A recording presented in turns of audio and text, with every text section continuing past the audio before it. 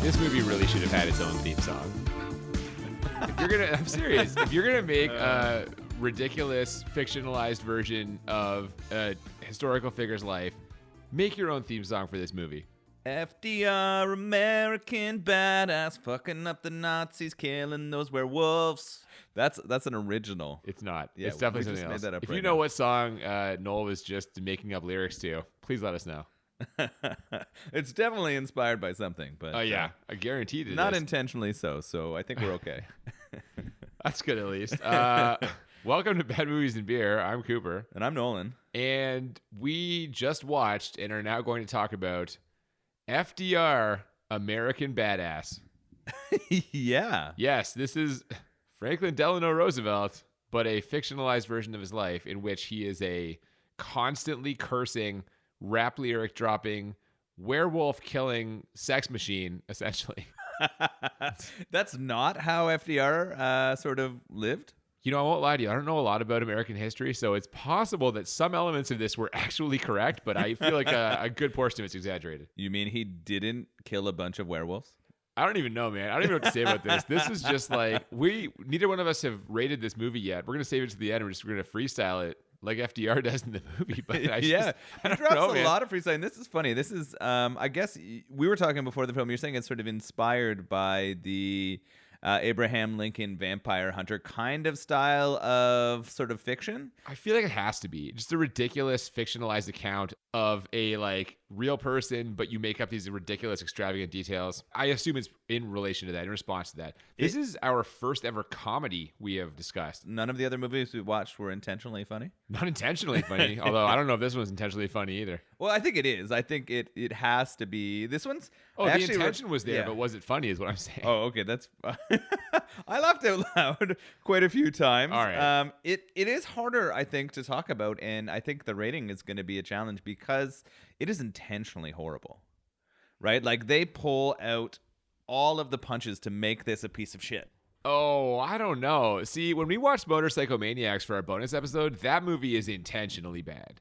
They have done it in the style of bad 70s movies. This, I'm like, this is when shock comedy goes wrong. They are just trying to create like a buzz by like making a ridiculous movie full of curse words, full of gross out humor and sexuality, just to get enough buzz they can like fucking sell some Blu-rays or get enough people to see this. I think that in my mind, this is like an exploitation cash grab. You think so? That's interesting as a perspective. There were a lot of faces that I recognized that had been in lots of things. No sort of leading person in it, but I don't think it was sort of done on the super cheap. Like, I think they put some funds into making this movie. Wait a second. Like, literally 5 minutes before we went to do this, you told me that the opening graphics was something you could have made on a fucking Commodore in your basement. So let's That's just true. calm down here. They took some cheap ways out. Well, yeah, There's that's also, what I'm saying. I know, I guess, I don't know. Well, it's I will say, interesting, to your point, Yeah. there are name actors in this. Yeah. There are actors that you recognize, no like A-list stars, but many familiar faces. And I really think the sort of style and I don't know, the way that they went about telling the story, it was so intentional, right? Like they could have made the werewolves look way more realistic. They could have done all kinds of stuff, but it is campy on purpose, right? Like, and you can tell both, I think, on the lines and the way that some of the things are executed. Even the starting scene that we're about to get into, I think, is supposed to be campy to be funny. Well, before we get into that, let's just quickly talk about the beer that we are drinking for this episode. And I gotta be honest, I feel kind of bad about this beer choice. You feel bad because the naming of it relates to our main character getting polio and being in a wheelchair? Yes, that's exactly right. And for the record, I want to be very known. You picked this beer. You were giving me a lot of shit lately for me choosing the beers and choosing all these beers that weren't IPAs. This was one where you were like, hey, I'm at this brewery. Can we use this for anything? And I was like, yes. So this is a brewery just a couple years old now called Steel Wheel Brewery in Brant, Ontario. And it is a really cool place. If you live in Southern Ontario or you have a chance to visit sometime, it is definitely worth checking out. They took an old farmhouse and turned it into a brewery.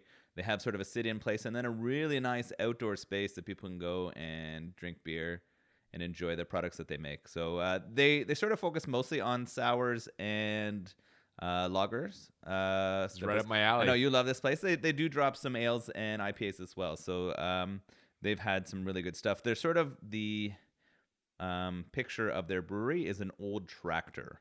Okay. And this is why they call it the Steel Wheel. It's one of those old tractors that uses, and they even have that tractor there. Now, we've chosen to connect it to this movie because FDR does get polio and then have to be in a wheelchair. But we're monsters, is what you're saying. No. We kind of get bailed out later in the movie. Yeah, so he does say that his call sign, right, in the movie, he declares it and calls it out. He calls himself the Wheels of Steel. The Wheels of Steel. But yeah. Did either of us know that ahead of time? No. We did not. But it works in this context. And obviously, we're not doing this as a joke to. Oh, you don't have to give a fucking disclaimer. But people know. This is not. No. All right. So what is this particular beer we are drinking? Oh, okay. So this is a Sauvignon blend sour. So it's a kettle sour, and it has Cabernet Sauvignon grapes used in it. It's going to be a high ABV. Should have some cool kind of wine type flavors to it. Now, you know what? Here's the real reason why we picked this beer for FDR, because he got rid of prohibition. So the fact that this is like kind of like a wine connection here with the Sauvignon. It's both a Cab grapes. and Sauvignon Blanc. There you go. So two this is separate wine grapes put in there. Had nothing to do with the wheelchair. No, it is definitely a past prohibition beer here, or a prohibition beer, so it connects perfectly. Perfectly. So let's get it going. Yeah, let's get into it.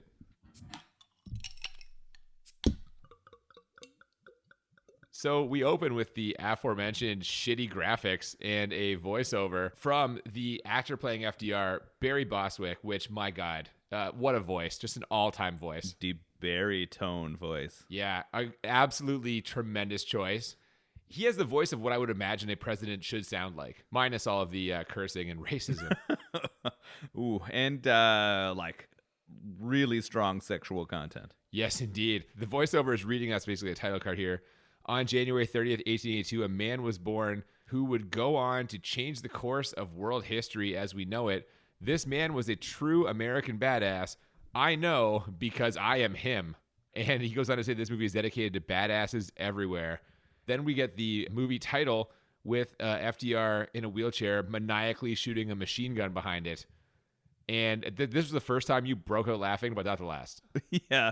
There are lots of over-the-top sections or spots in this movie, and the things that caught me off guard most generally were the out-of-nowhere extreme actions of the characters. And this one just sort of sets the tone for the things we're going to see throughout. Oh, for sure. And then you mentioned earlier that this is supposed to be like kind of campy on purpose. Yes. We immediately get like the Batman spin of like the, that thing. That throws you right into that. I wonder if that's copyright. I wonder if they had paid for that.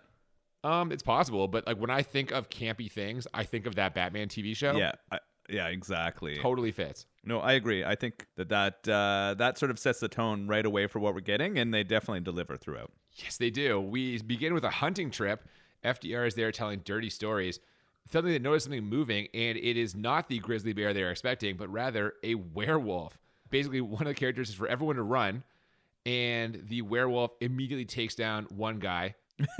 So when that guy gets taken down, I just want to sort of interrupt for a second here. He gets fucking bit in the neck, and the blood spray immediately across sort of like a 20-foot area all over FDR. Oh, yes, completely. They say he's... Yeah. So Cooper's just had his first sip of the Cab Sauv sour blend, and it's delicious. It's like drinking a glass of red wine. It doesn't even taste like beer. We'll get to that later. It's going to grow on you as you keep drinking it. So FDR says they're going to have to stay and fight the werewolf. One of his friends, Lewis, who's there, warns him that werewolves carry polio, which I don't think is correct.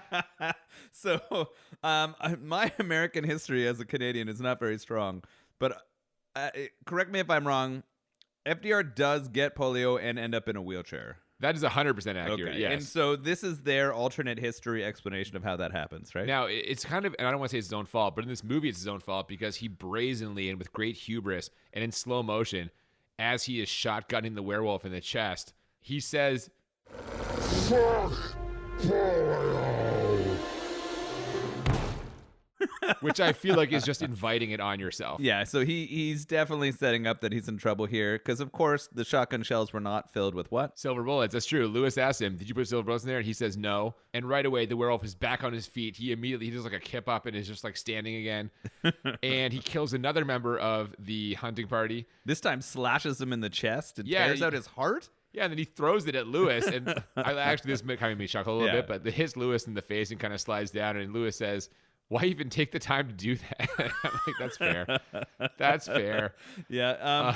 And then we get FDR, who decides that he's not going to use the gun anymore because he doesn't have silver bullets, but he's going to fucking hand-to-hand box this motherfucker. Yeah, he's got to handle it old school. And it's not like regular boxing that we know now. It's the old-timey, like where the fists are kind of like raised in the upwards. air. Yeah, it's really strange. Yeah. And he's boxing this werewolf, and it's just a ridiculous scene. And he does defeat him. He kills the werewolf, but not before the werewolf bites him in the leg. And FDR kind of blacks out at this point. When he wakes up, his wife is very glad to see he's alive. He assures her, "Nobody's going to take down the Delano, kitten tits." So is this the first use of the name Delano? This becomes The Delano? Yeah. This becomes his moniker as he goes on to kick ass throughout the movie. God, they sell it so hard. Is how he's doing it. His derogatory terms towards Eleanor throughout, or this is just the very start of that as well? I was going to say, is this the first recorded time in history of someone saying kitten tits? I've never heard that before.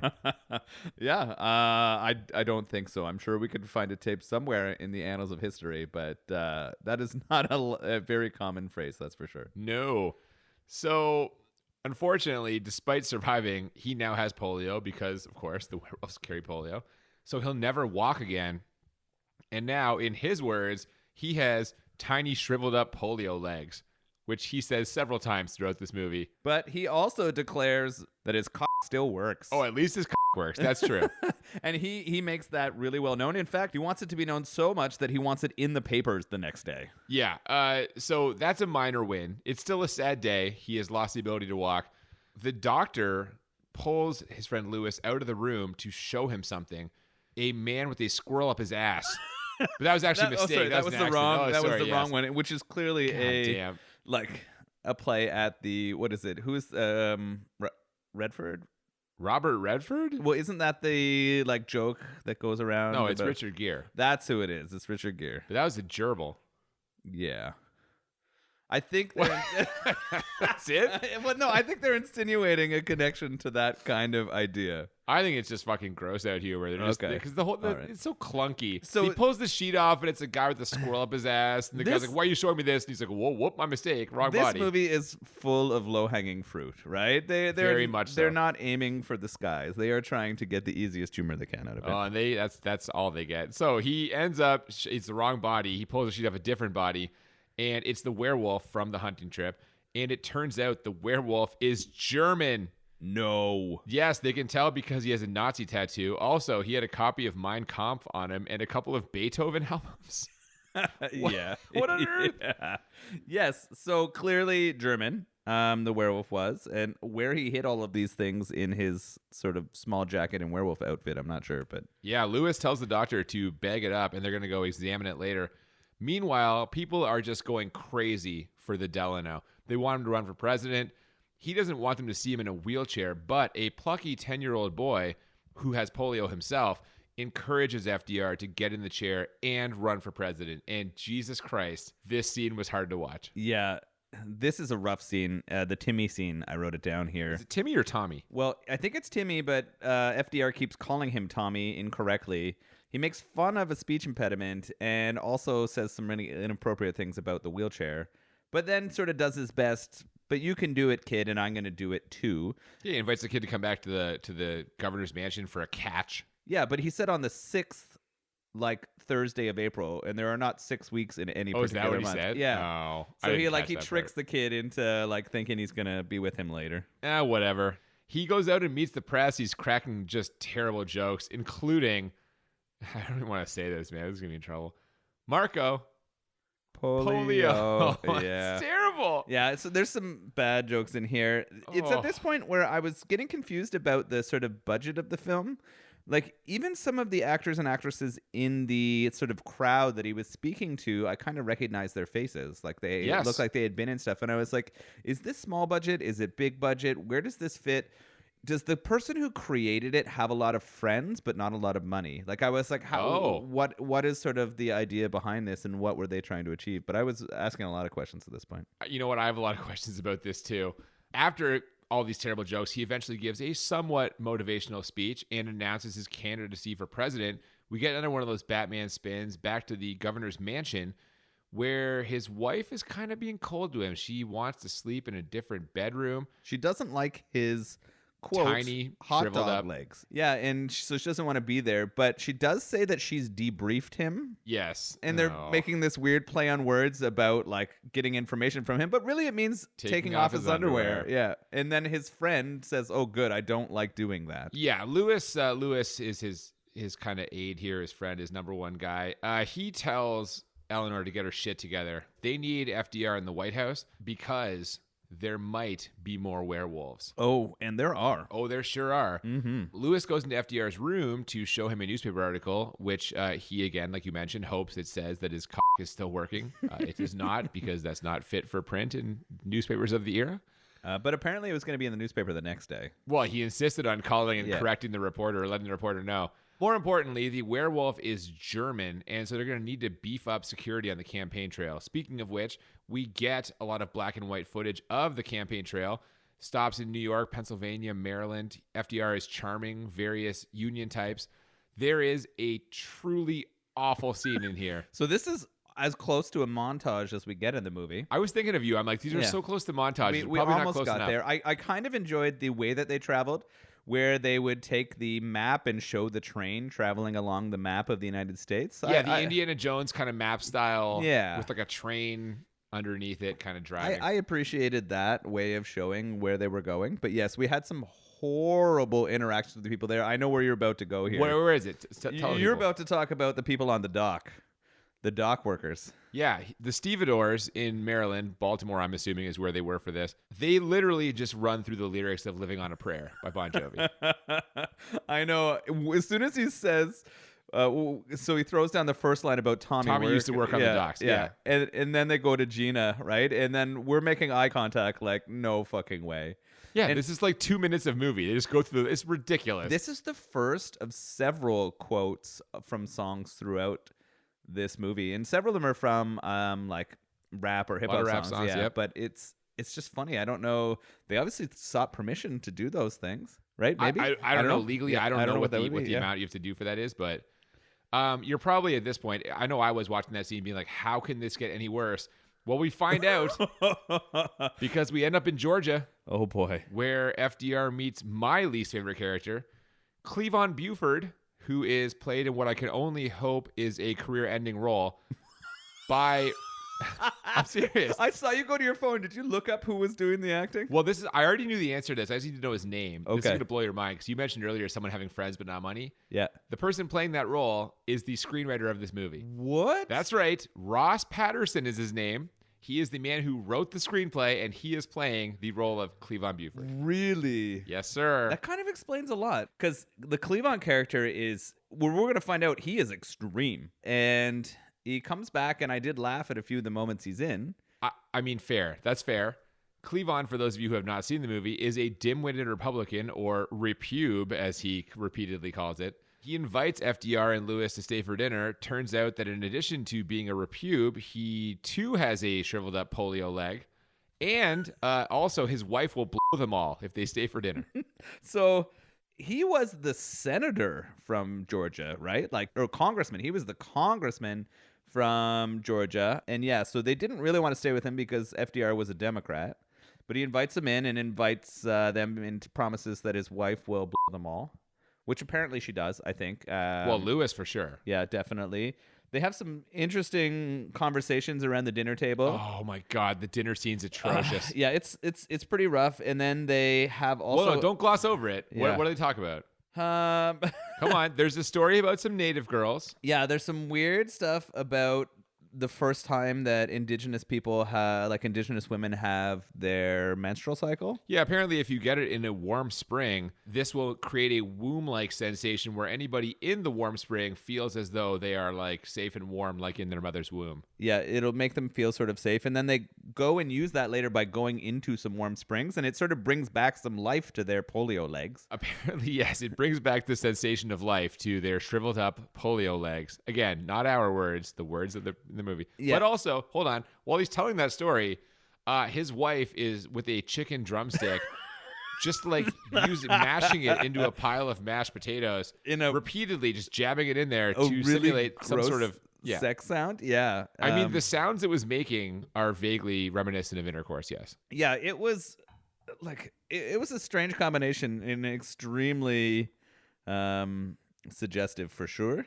Like, they're not subtle at all about any of the humor that comes with this character. And you go through a lot of stuff there. And then there is like a strange slavery. Oh, an extremely tasteless joke about racism. Yeah, and basketball. Yeah. And then they go into the hot springs. And then in the next morning, they're sort of greeting them outside in the car as they're about to leave. Well, but okay, you're glossing over so much here. They go in the hot springs, and in the hot springs, Cleavon is telling a story, and we get a flashback to his own werewolf encounter. We can't skip that. It was a camping trip gone wrong. Oh my gosh. He ends up killing a werewolf with a sterling silver cheese knife that he always keeps in his pants for some reason. Yeah, he was on a camping trip with his nephew, Jimmy Carter. The werewolf was about to get Jimmy as he was off in the woods pleasuring himself. And he calls the werewolf. The werewolf attacks him, bites his leg, and he finishes it off with his cheese knife. And then he goes back to the woods to continue to finish himself off and not make sure Jimmy's okay. And then we get like to morning. That was then we're back to the hot tub. But then we're in the hot tub, and a random woman comes out of the springs who was like her name is Georgia, and her name is Peaches. Oh, okay. She's from Georgia. They're in Georgia. Yeah, and they were insinuating that she was giving him a blowjob the whole time. Yeah. Yep. And also his wife's been banging Lewis while he and FDR are in the He did say they were swingers or something. I don't know. Yep, they like to swing. The next day, FDR invites Cleavon to come to Washington and serve in his cabinet, and this causes Cleavon to launch into a very emotional and very drooly story about a magical snowman. We were flying through the air together, kicking our little legs. We were free. We were free. I have that same feeling right now, sir. This, to me, was the moment that he was the worst in the He's entire awful. So he starts foaming at the mouth and going off about Frosty the Snowman and how this has made him just as excited as that. And then he finishes off with a promise that he and his wife will suck dicks together for Georgia. Oh, as many dicks as it takes to get FDR elected. And it works. Yeah, well, yeah. Fast forward to election day, the results are coming in. FDR wins, and we get... Actually, listen, you know what? And this is where celebration. This is where I'm giving this movie a lot of shit, but I have to take a long look in the mirror because I actually laughed a lot at this. And yes, you did. This particular scene. Oh, you were laughing too. Fuck you. Don't put this on me. Come on, man. We get this maniacal celebration where Lewis, this is the most sane reaction. Lewis cracks open a whole jar of jelly beans and just pours them into his mouth. Yeah. What else happens? FDR takes a jug of milk and pours the whole thing on his head, then starts pretending to the jar. After he tears his shirt off. Yeah, well, he tears his shirt off. His wife tears her bra off. She's kind of dancing around. Her thing's pretty tame as well. His son, who came in to tell them that he had won the election, takes his shit in a vase. So this part of the scene was graphic. So James, right? I think his name is James. Comes in, he tries to tell his father that he's won, and his father doesn't quite believe him and threatens to like just fucking beat the living shit out of him. He threatens to whip him with a fat man's belt. Yeah. I guess the thinking being that a fat man's belt would be like thicker bigger or and worse. stronger. Yeah, I don't know. And then when he wins, he pulls down his pants, finds a vase, and literally starts shitting in it multiple times. I don't know why this made me laugh so much. This is one of like 3 times in this movie where I was embarrassed at how much I was laughing. This scene, like, you know what it is? It's just like you said, it's extreme. They celebrate beyond the rational amount of anyone celebrating, and it made me chuckle because it's just so ridiculous. Well, and then at the end of this, FDR tries to get up, out of the wheelchair. Oh, he can't. But he can't walk. He can't walk. He falls walk. over and breaks the table, like falls wrestling right through the style table. through a table. Oh my god. I think after yelling "suck it" to Oh, everyone in there, yeah. there's a bit of like DX in here, and he falls through the table. Oh And my god. yeah, A Secret Service agent comes in and tells them basically, he's like, at first he's like, what the fuck are you guys doing? But then once they're all embarrassed, he's like, no, I'm just kidding. This is exactly what Woodrow Wilson did. They're all, he said except for the shitting in the vase. except for thing. the in the Yeah, vase. that That was a part little bit was a little strange. Do you think FDR's son was known for shitting in vases? Well, it comes up so many times. Yeah, like, I is know. this It comes a story up we don't again. know? So is there something that we don't know about this? Is this something that like some people do and is looked down upon, or a is there historical like rumor or something that was like, I don't know. That's interesting. From there, we get some stock footage of post-election America, people celebrating. Then we're off to Nazi Germany. Hitler, who is a werewolf, and he's furious about the new president. He calls Mussolini, who is also a werewolf. And I love here that they're talking about FDR, and in this scene, they ask it like, why didn't the werewolf kill him? They say it got his legs and he can't walk. Well, Mussolini is mostly upset that his still Well, works. yeah, Because and then they come back. They come back and they're like, "Oh, damn, his still works. So you failed. If his was broken, it wouldn't have been a big deal, but it is now." Oh, they also then they do a three-way call with Emperor Hirohito, and this. Oh, my god! boy. Sorry, he's also a werewolf, and this is a very offensive portrayal of a Japanese person. They are so racist about this. Yes, L's are switched with R's, and it's just like a stereotypical It voice. is so bad. At one point, he's practicing like teppanyaki skills. It's ridiculous. Yeah, it's really rough, and they make fun of sake so hard. Well, they do. They make a plan to destroy America by putting werewolf blood in Italian wine and German beer, because obviously with prohibition going on, all the wine and beer coming in is from out of country. So when they drink this, the Americans will turn into werewolves. And Hirohito says, we'll also put it in sake, and they basically laugh that off because sake is apparently only for women and the gay community. Yeah. That's it. It's rough. I don't even understand. I mean, there's a lot of stereotyping in this movie, but this section is so... I want to use the word, like, it doesn't make sense, but it's so inexpensive. It's so poorly done. Like, it's... there's man. no thought to the Asian character at all. Oh, it's really bad. Yeah. From there, we go to the White House where FDR meets his butler named George Freeman. They make another racist joke about how ironic it is the black man's last name is Freeman. Yes. I'm uncomfortable with this. And then immediately he mentions where the weed is. That is also true. Yes. The black guy is the weed hookup for the president. FDR also meets his hot young assistant, and he decides to address the nation in a scene that is offensive to pretty much everyone. Yeah, It's offensive to women. It's offensive to black people. It is just offensive to essentially the whole world. You assume that all of this is intentional in this film, right? Like all of those choices are intentional choices. It's shock comedy. It's shock comedy. It's purely yes. as a... They're saying outrageous things to get attention. Yep. He starts rapping to the nation. Yes, his black butler ends up, record scratching, and He becomes his DJ. This scene is just offensive to everybody. He tells the nation he's going to get the economy working again and end prohibition, and ends by saying, This is the Delano, signing off. God bless.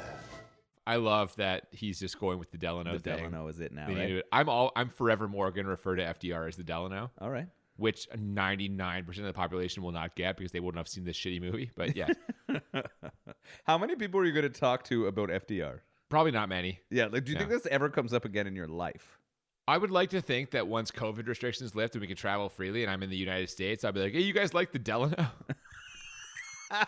You're just going to bring it up so you can say the Delano is more the Probably. point. It's not that Probably. anyone was like, hey, do you remember the president in No. between World War I and World War II and the guy who got us there afterwards? He had polio, right? You know what? Remember I will that? go to Yeah. Mount Rushmore just for the excuse. Okay. Yeah.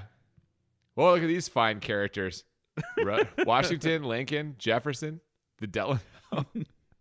I'm impressed that you know who is on Mount Rushmore. Fuck yeah. Are you kidding me? My salt and pepper shakers are Mount Rushmore. Oh, I have no idea. It's a weird. Oh, I can see them right now. Yeah, impressive. Why can I see your salt and pepper shakers? That's a better question. We're going to cut all of this unless we're so short on time this ends up making it in. Yeah. Oh, God. His wife thinks this is all wildly inappropriate, but his young assistant was very moved by his speech, which is going to pay off in a big way later. For him or for the movie for everyone. makers? The FBI the FBI wants to talk to him. They've discovered this whole werewolf plot. Germany, Italy, and Japan are banding together, and to combat them, FDR is going to need something special. The Delano 2000. Yeah, he declares them the Axis, right? He pulls out the Axis of evil terminology there. And he throws down, and who created the Delano 2000 for him? I don't know, the U.S. military? Albert Einstein. Oh, that's right. I'm so sorry. How could I forget? Yes. So they have like this Einstein character in the background, and he makes this super combat wheelchair for FDR. Yeah, it's a souped-up wheelchair. It's got rocket launchers and silver bullet machine guns. And the scene ends with FDR saying, "Regulators, mount up." Yeah, after he takes quotes from rap songs for sure. Absolutely. So now he's just hunting werewolves, and he starts with some Italian ones who are smuggling in wine. He machine guns them in a very operatic scene with like this opera music and slow motion bullet shots. We've got Italian music playing. It's clearly supposed to be the mafia, the ones who are bringing in that sort of laced wine with the vampire blood in it. And he takes down all of them but one. That's true. He leaves one alive to spread his message, and that message is that the Delano doesn't give a fuck. That one also offers to suck his dick in exchange for continuing to live. Yeah, there's a lot of that in this movie. A lot, yes. FDR then blows up the factory with its rocket launchers. Yeah, he's coming. He's coming for the Axis right now. We I think clip into a shot of him taking body shots off of a woman on the bar. She's topless and he's taking shots, and then it splits over to Hitler, who is also doing alcohol things with topless women. He's playing beer pong with a topless Fraulein. Turns out Germany, Italy, and Japan are all furious at the way this is kind of panned out here. And Japan is especially furious after he sends the sake back to Hirohito with a note saying, "Don't ever send this shit over here again." Yeah, he's pissed. This is where we get that racist teppanyaki joke thrown in here as well. And now it's war. They're going to war. So because they're going to war, there's a meeting with Sir Winston Churchill, and everyone at the meeting is drinking. Cleavon is there, and he serves Winston Churchill a drink that is, quote, "as stiff as a dead man's cock." And Cleavon, I take this one. Cleavon says, Thank you, sir. I take great pride in that. My father passed away with an erection.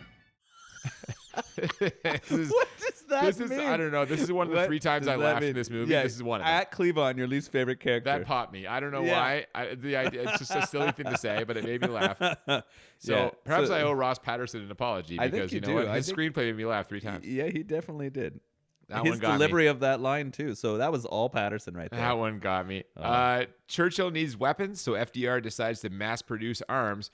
And Churchill really needs weapons because, as we see, the Nazi werewolves are advancing on London. Yeah, things aren't good. We know that they're pushing through Europe and they're on their way into France and looking to get to London. Of course, FDR isn't willing to just give him military support for the betterment of the sort of democratic or free world. He's going to lease them to them. Yeah, they work out a lend-lease program. Now, very soon after this, Churchill also needs troops as well because he's suffered heavy losses. When FDR tells his assistant that this is stressing him out. Well, that's true. And then we get into this scene where the assistant is sort of rubbing down our president. Oh, yeah. She offers him a massage, and she touches his legs, which no one has done since he got polio. And this scene gets sexual just very quickly. She's rubbing and licking his legs, and then she mentions that it reminds her of home because she grew up in Coney Island, home of the famous hot dog eating contest. They have mentioned before that his legs are kind of like shriveled hot dogs, and she is all about it. She starts to pull up her dress, and what does she show? She's got ketchup and mustard bottles in like a holster, and she sprays the ketchup and mustard all over his legs. She's licking it off, and this is the 3rd time I laughed in this movie, and I once again I am embarrassed by how much I laughed during this scene. We were both kind of uncontrollably laughing as they're both. It's ridiculous. They were both having sort of an orgasmic moment as his legs are getting rubbed and licked while he's covered in mustard and ketchup, and she is enjoying the rubbing and licking so hard. Barry Bostwick's like pleasure groaning / shouting during this scene is going to stay with me always. And it's moving and jerking around. Oh my God, it was man. impressive. It was a well-executed scene. I was really disappointed because what happens to break up what we would assume would be a co-completion on this event? You mean for the characters or for you and me? Both, I think.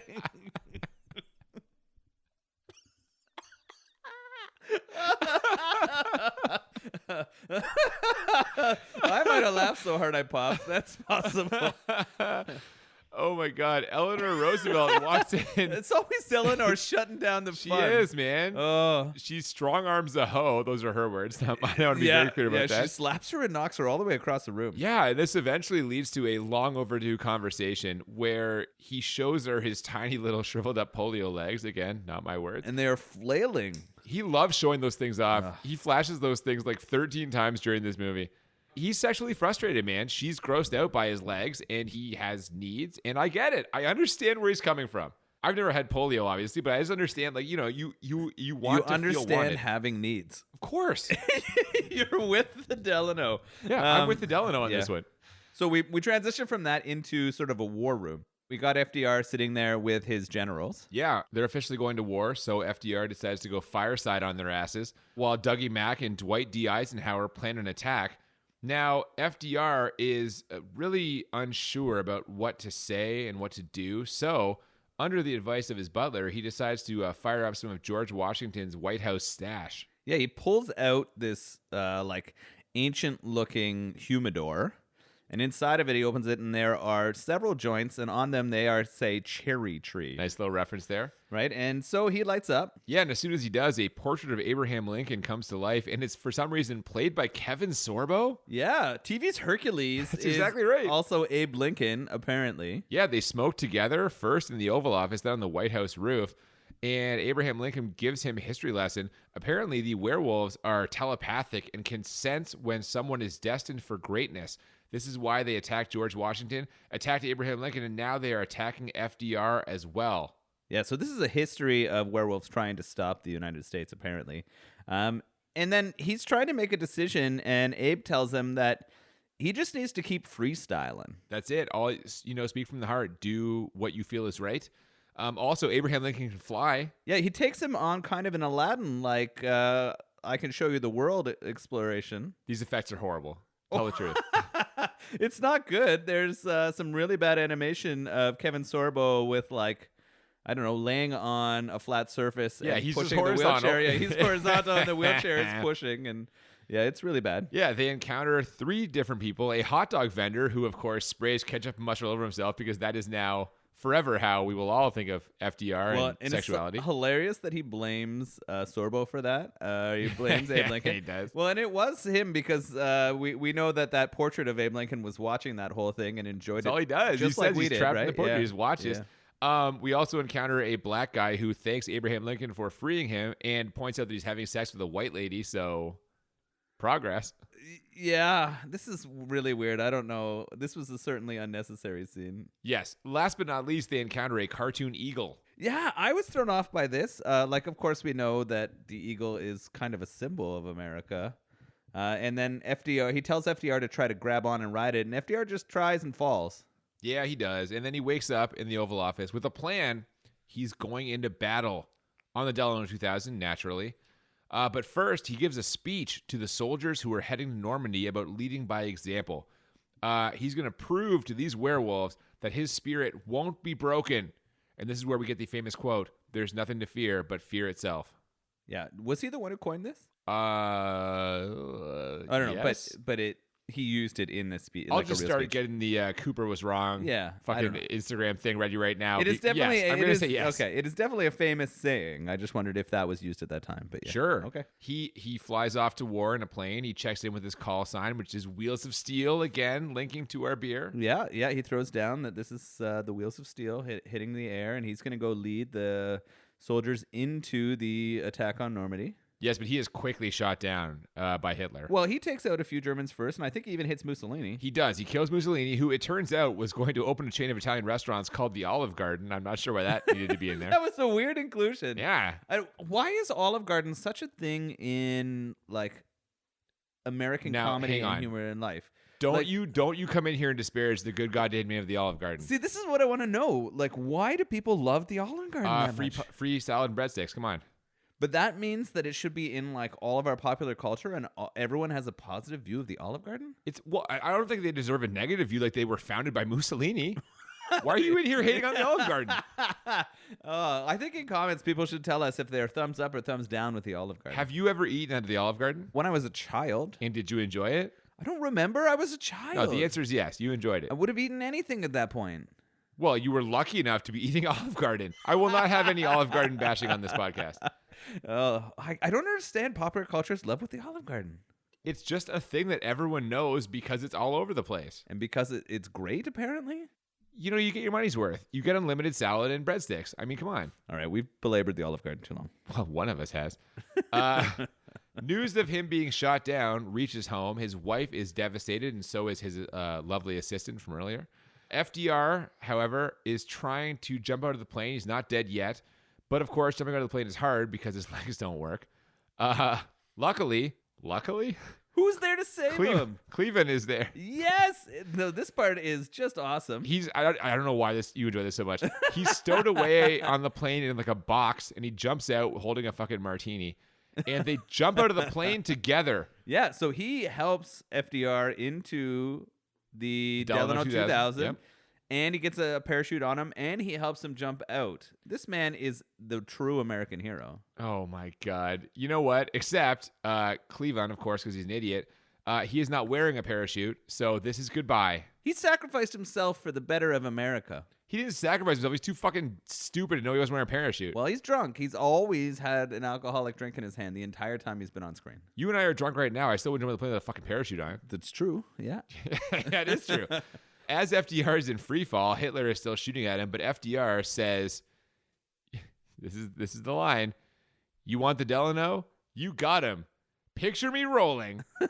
And he shoots him several times. Yeah, he uses his wheelchair, and he sort of moves the wheels, and then you see all those silver bullets fly out, and yeah, it takes him down. Absolutely. Now, this is the last anyone hears of FDR for about 6 weeks, but 6 weeks later, he returns alive. His wife, Eleanor, is very angry, but only because she was so worried. And now she's going to... So she's angry, but she's also something else. Yeah, she's so relieved that now, despite his tiny, shriveled up polio legs that look like wrinkled old hot dogs, she's going to ride him like a spring pony at the state fair. Yeah, so she promises that she's going to break that deadlock of 9 years without f***ing. And he's definitely up for it. But first, he's going fireside. And he gets on the radio to let the people of America know that he's alive. And he says, "For those of you who thought I was gone..." Allow me to reintroduce myself. It's Franklin Delano Roosevelt, motherfucker! And then credits. It We're just out. rolls. That's Yeah, it. Yeah, and you get sort of the 20s style, like, border and text as it ends it. And that's the movie, man. I got to say, this is just like... I don't even know. Like you said, we haven't written down ratings for this. We're just going to freestyle it like the Delano does. Yeah. So this is the time. This is the time we rate the movie. We're going to rate it 1 to 10 for how bad it is, 1 to 10 for how enjoyable. And the goal, as always, is to find that 10 out of 10 bad, 10 out of 10 enjoyable movie, what we call the Crit 20. I love that you're on the spot for the very first rating because we have never done a comedy. This is intentionally horrible. You keep saying it's intentionally horrible, but I don't think that's quite right. It's intentionally shocking and vulgar. They're trying to be as offensive as possible, and they are pretty successful. It's a very offensive. Like, many scenes are just... There were times we do have each other, we're just like, Yeah. how are we going to talk about this? It is difficult because of some of the content they used in there, yes. But I think those choices were all on purpose. I did laugh a few times, You did. so I can't give this 10 out of 10 bad. I wanted to so badly. But we're not talking about enjoyability here. How bad is know. this film? But if you make a comedy with the goal of making people laugh, and people laugh, even if it's only 3 times, I think you have at least on some level succeeded. I'm going to give this a 9 out of 10, but I don't feel good about it.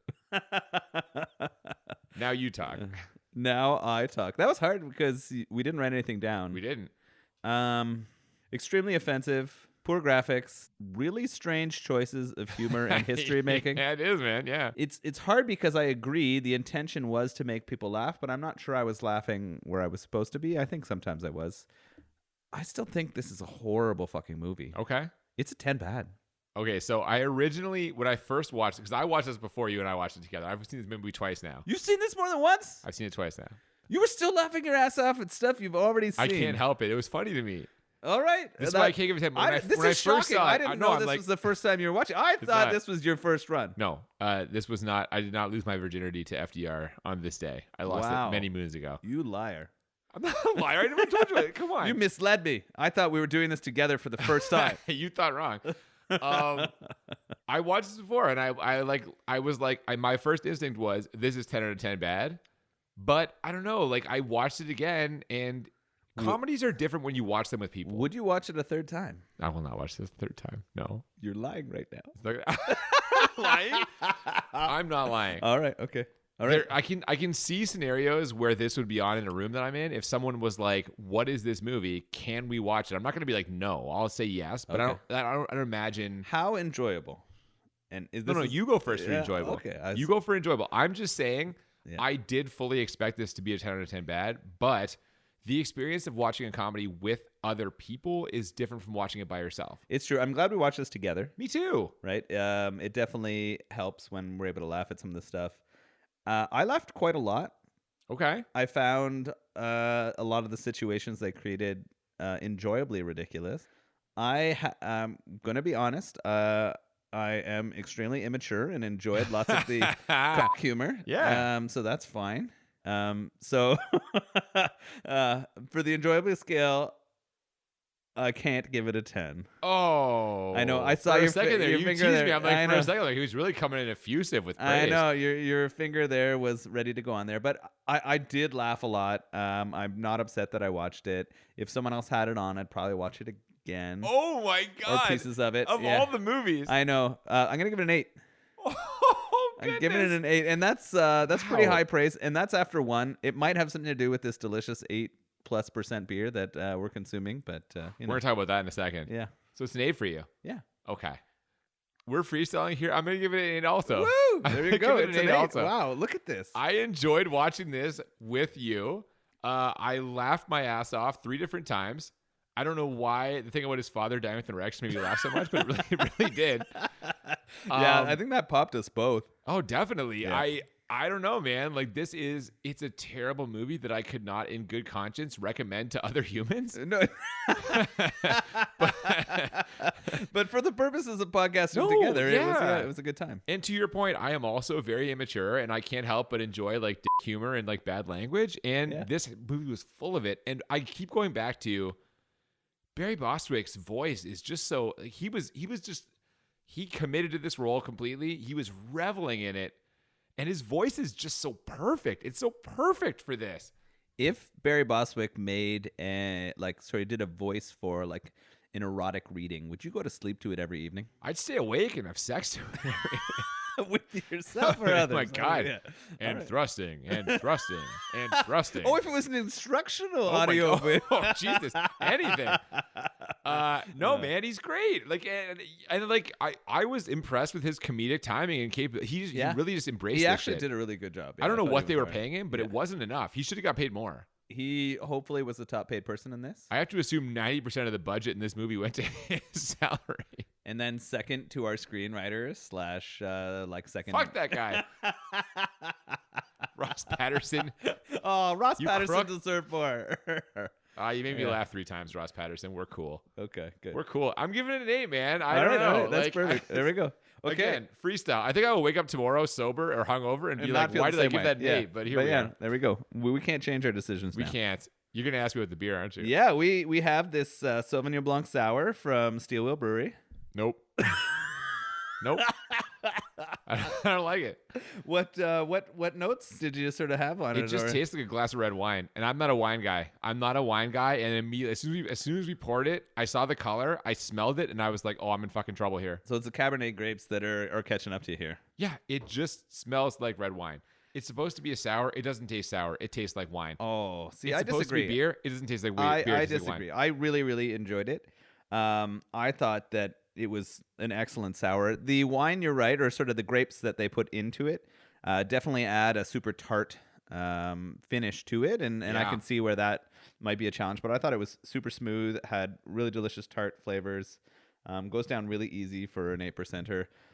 I'm kind of moving into this sort of wine/beer meld kind of area and really enjoying the beers that are coming out of it. I like the ones that they are sort of adding wine grapes to as they ferment or they put them into the process. I will say this. If you are a person who likes wine, you will enjoy this. I'm just not a person who likes wine. So this is going to be sort of the gateway beer for people who are wine drinkers but not yet craft beer drinkers. This is where they need to I head just to. don't think you would even realize you were drinking beer if you drank this. And that's kind of fair. It kind of tastes more along the juice/wine sort of side or cidery side of kind of beverages. I'm getting no malt here. Yeah, which is Where's the perfect. malt? Which is perfect. Oh. No, I know. I like malt. I know you're a You like malt. hops. You're Malt guy. you're a malt mouthful kind of fella. And, All day. Yeah, and I'd rather have the hops, but that's okay. If you haven't though, I'm gonna have to bring you some more beer from Steel Wheel Brewery because they have some ones that I know that you would love. Well, I was gonna say I'm a fruited sour man. I Yeah. love sours. Just this is not a sour. I- I don't know what yeah. this is. It's not for me. And I chose this one because I thought it fit well with sort of our FDR kind of prohibition style. Because of the wheelchair, you no, racist. No, not because of that. But he is the steel wheel, as we know. He is Wheels of Steel. Wheels That's his of call steel. sign. All right. This was fun, man. I don't Yeah, know. this is Like, good. I can't recommend this movie to people, but I enjoyed it. I enjoyed the experience of getting drunk off this wine beer. Yeah. Even if I didn't enjoy the taste of the wine beer. And hopefully next week we're going to have something just as good. Next week we are doing a request from one of our social media followers. It's Jaws the Revenge. Ooh, Jaws the Revenge. So I think I've only ever seen Jaws 1. I've seen 1 and 3. This is 4. Oh, 4. How many? What? How many Jaws do they make? This was the last one. Okay. They So didn't it's make going any to more be after good, this. is what you're saying? I hope so. All right. But it is a request, and I will tell you now, we're drinking a fruited sour next week, and this is a real fruited sour, not this wine horse shit. So I will enjoy that beer at least, I'm sure. All right. That's going to be next week. If you haven't already, please follow us on Twitter and Instagram at the BMB Podcast. Yeah, if you have any recommendations for us, you can send them as DMs to our social media, or if you want to send us an email at thebmbpodcast@gmail.com. We'd love those, please. Absolutely. And we will see you next week for Jaws the Revenge. Until then, I'm Cooper, And I'm Nolan. and we'll see you next week on Bad Movies and Beer. Keep it rolling. Oh, I like that. What has 2 wheels and kills werewolves? This guy.